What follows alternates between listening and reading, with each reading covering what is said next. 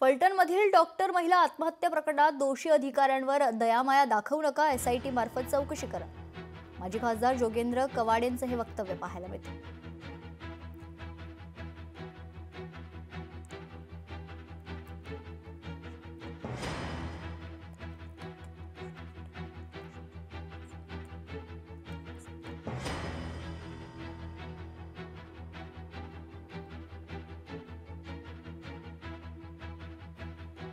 फलटणमधील doctor महिला आत्महत्या प्रकरणात दोषी अधिकाऱ्यांवर दयामाया दाखवू नका,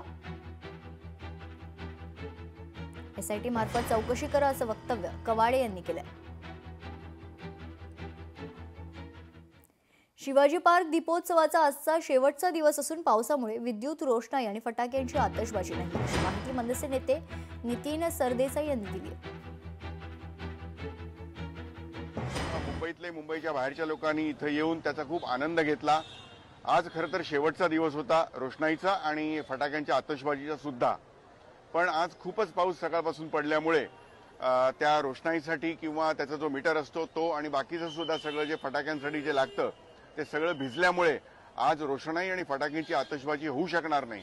मला कल्पना आहे की आपण सर्व कुटुंबासकट इकडे आज शेवटचा दिवस आणि खूप मोठं आज फटाक्यांची आतषबाजी होणार होती म्हणून बघायला आला होतात.